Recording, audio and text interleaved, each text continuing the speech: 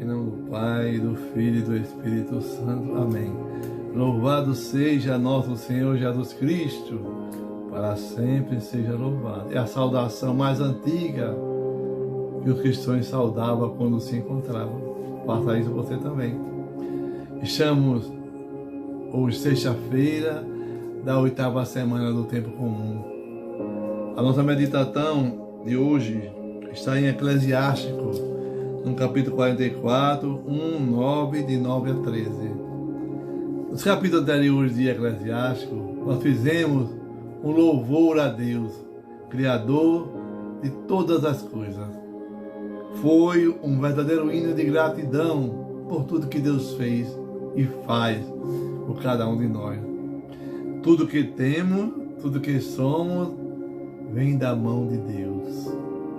Hoje, Mateus, no capítulo 11, do 11 ao 26, Jesus chegou no templo. Já era noite, ele olhou, voltou para Betânia e retorna no outro dia.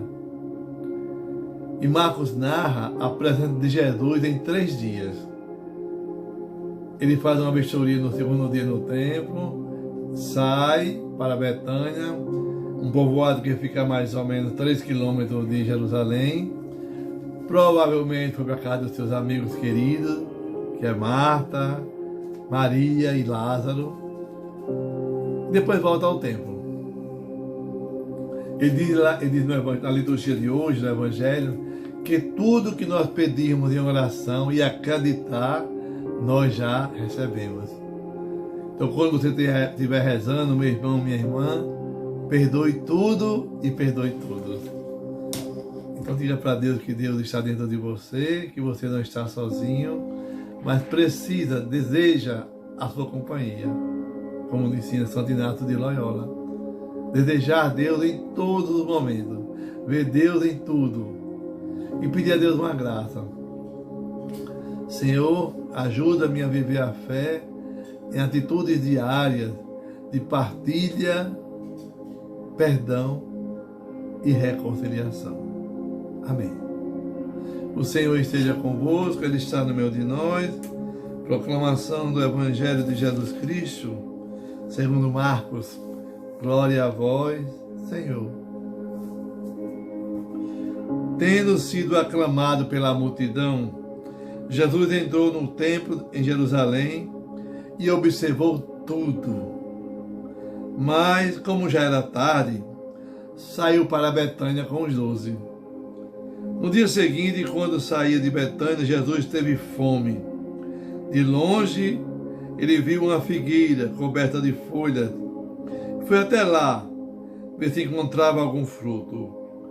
Quando chegou perto, encontrou somente folhas, pois não era tempo de figo. Então Jesus disse à figueira: que ninguém mais coma de teus frutos. E os discípulos escutaram o que ele disse. Chegaram a Jerusalém. Jesus entrou no templo e começou a expulsar os que vendiam e os que compravam no templo. Derrubou as mesas dos cambistas e as cadeiras dos vendedores de pomos. Ele não deixava ninguém carregar nada através do templo. E ensinava o povo dizendo: não está escrito, minha casa será chamada casa de oração para todos os povos. No entanto, vós fizeste dela uma toca de ladrões. Os sumos sacerdotes e os mestres da lei ouviram isso e começaram a procurar uma maneira de o matar. Mas tinha medo de Jesus, porque a multidão estava maravilhada com os ensinamentos dele. Ao entardecer, Jesus e os discípulos saíram da cidade. Na manhã seguinte, quando passavam, Jesus e os discípulos viram que a figueira tinha secado até a raiz. Pedro lembrou-se e disse: Jesus, olha, mestre, a figueira que amaldiçoaste secou. Jesus lhe disse: tende fé em Deus.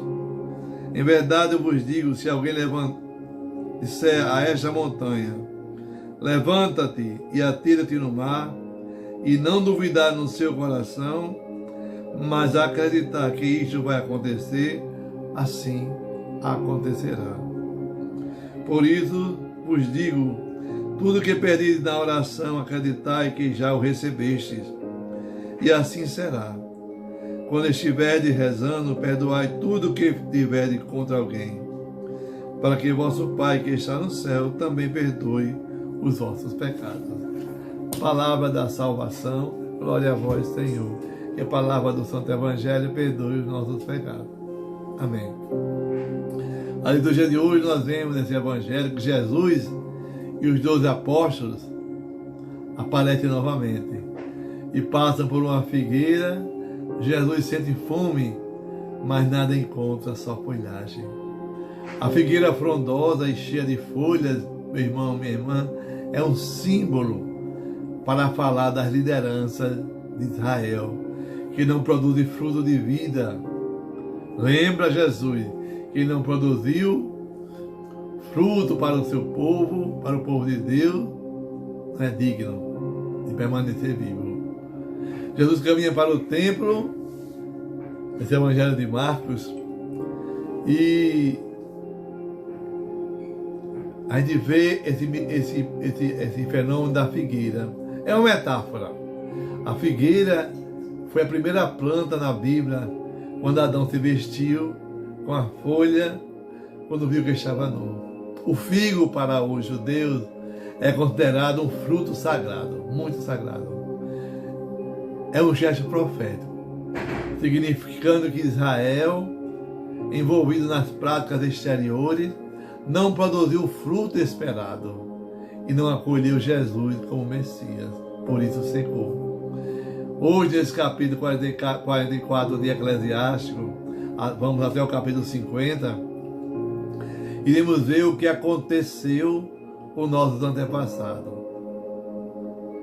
exaltando os que deixaram rastro de bondade e rastro de misericórdia.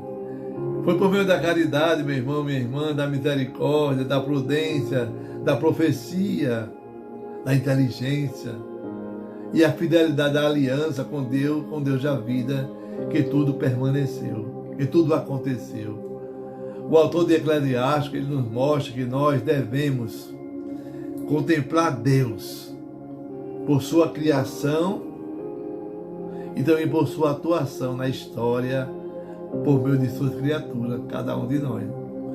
Fica evidente, meu irmão, minha irmã, o papel fundamental de tudo isso é daqueles que querem ter um papel protagonista na história, aquele que guarda na memória a palavra de Deus. O autor de Eclesiastes, o Ben-Sirá, ele quer passar para os israelitas a memória que está ameaçada pela cultura helênica.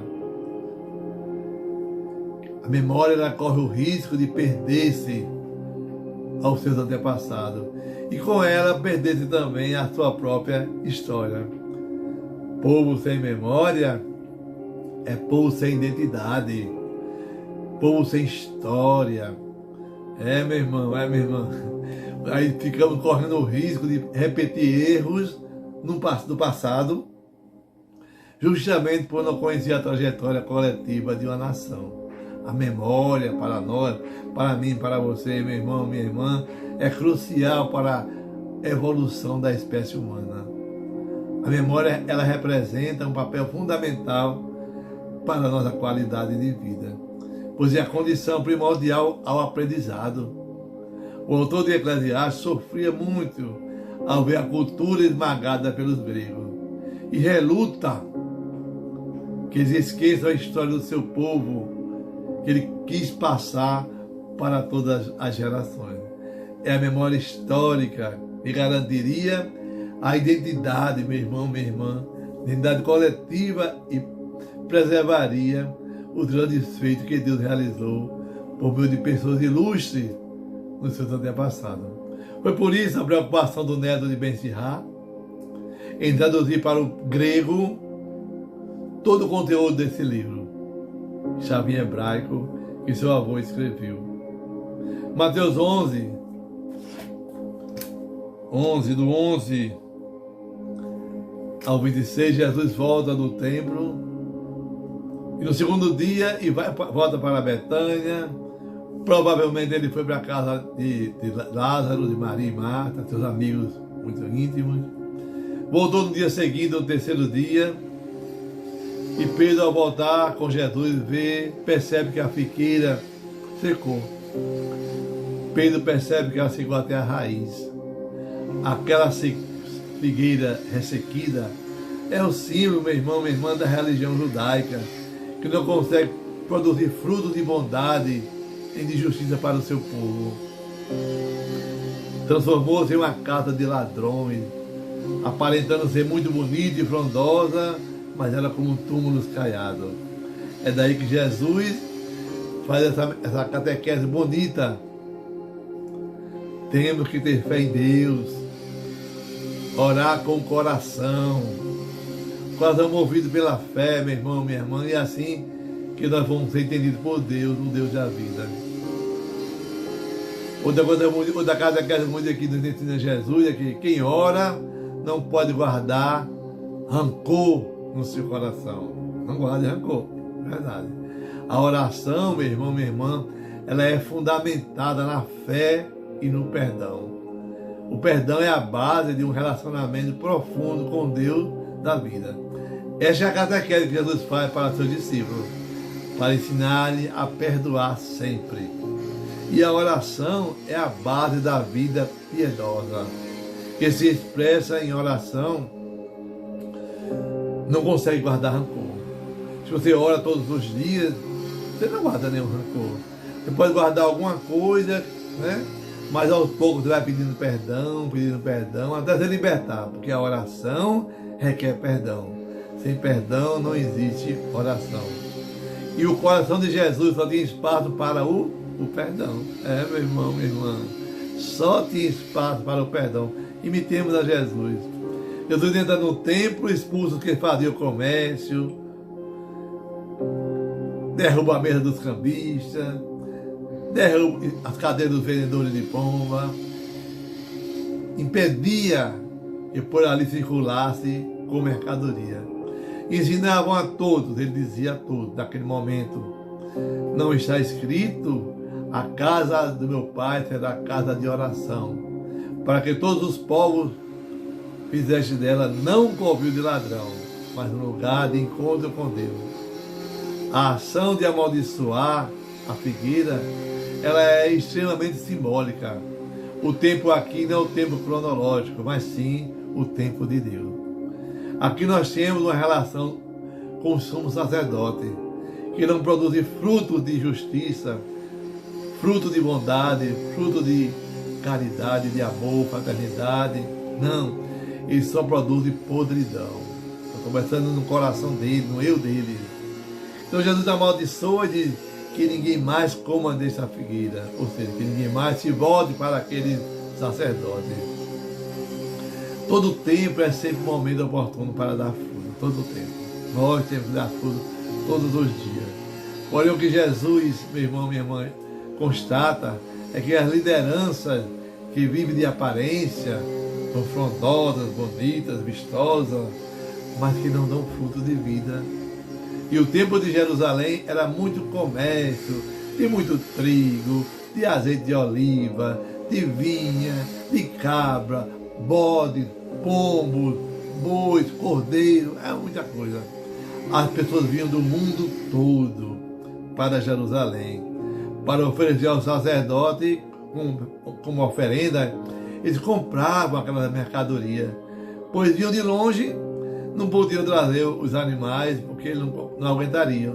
Então lá tinha para ofertar os animais para o sacrifício. E para os mais pobres tinha as pombas, que era mais barata. Na verdade, meu irmão, minha irmã, a casa de Jesus, a casa de Deus, deve ser uma casa de oração e tornou-se um covil de ladrões. Jesus cita isso lá em Isaías 56, minha casa é casa de oração. E Jesus cita também em Jeremias, no capítulo 7, se transformou num covil de ladrões. É um gesto simbólico de Jesus na purificação do templo. E vale ressaltar 3 pontos que eu coloquei para a nossa oração deste dia. As pombas eram ofertadas pelos pobres Pobres que não tinham nada, mas tinham que ofertar. Os cambistas simbolizavam o agronegócio do templo. E o trânsito de mercadoria favorecia todo o comércio. Os sumos sacerdotes ouvem tudo aquilo, ouvem calados, nada fizeram, porque Jesus era um profeta muito querido. Daí em diante, vão procurar maneiras para matar Jesus. Olha só, pois era um gesto libertador de Jesus que o povo acolhia, que vivia aprisionado, que vivia naquelas prisões que os sacerdotes o colocavam. A religião para ele perdeu o seu sentido há muito tempo. Os pobres, a partir daquele dia, não precisavam mais comprar pomba para os sacrifícios, ofertando a Deus o que lhe faria falta na sua vida diária. Meu irmão, minha irmã, faltava alguma coisa, mas tinha que ofertar. Jesus disse, não, acaba, baixa com isso. Tudo isso para mostrar o valor da oração em nossa vida, mais do que todas as coisas existenciais. A oração está acima de qualquer coisa. Levamos a vida toda nesse aprendizado. E quantas vezes nos surpreendemos fazendo oração que revela nossa imagem distorcida de um Deus mágico. Vivemos pedindo a Deus a sua intervenção, muitas vezes cabe a nós o seu desenvolvimento, mas nós estamos colocando na mão de Deus. Jesus sempre tem uma palavra que une a oração e o relacionamento. Hoje, nós temos a articulação necessária entre a oração e o perdão aos seus irmãos e irmãs. Primeiro vemos Pedro assustado com o efeito da maldição da figueira. Jesus cobra a fé autêntica e firme, dizendo, tudo quando perdide na oração e crede, já recebeste. Unindo a oração e o perdão, ele diz, quando vos levantar para orar, meu irmão, minha irmã, se tiver alguma coisa contra alguém, volte-se e reconcilie-se para que vosso Pai, que está no céu, vos perdoe e suas ofensas, porque se você não perdoar, o Pai que está no céu não perdoará você também não. Guarde essa lição tão bonita de Jesus. Jesus só tem espaço para o perdão. Guardemos então esse ensinamento bonito de Jesus, fundamentado na piedade, na oração, no perdão, na misericórdia, numa fé que expressa uma oração profunda, verdadeira, que brota de um coração amoroso. Sabemos que hoje quem é Jesus para nós, será que nós sabemos? Nós produzimos os frutos esperados? Onde estão as nossas comunidades? O que faz os frutos do Espírito Santo que foi derramado agora em Pentecostes nas nossas vidas? A figueira, meu irmão, minha irmã, somos nós. O templo somos nós também, o templo de Deus. Então, como estamos realizando a nossa oração? Quando estiver, onde estão as nossas comunidades? Que Deus nos ensine, meu irmão, minha irmã, a verdadeira religião, a verdadeira relação com o Deus da vida.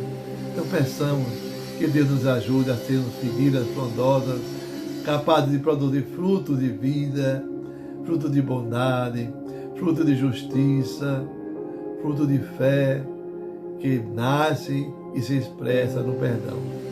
Que o Senhor te abençoe e te guarde, que o Senhor volte para ti e tenha misericórdia de ti. Volte para ti o teu olhar e te dê a tua paz. Abençoai-vos o Deus Todo-Poderoso, Deus que é Pai, Filho e Espírito Santo. Amém. Ajude a sermos figueiras frondosas, capazes de produzir fruto de vida, de bondade e de justiça. Tenha um dia alegre e feliz. Paz e bem. Deus te abençoe.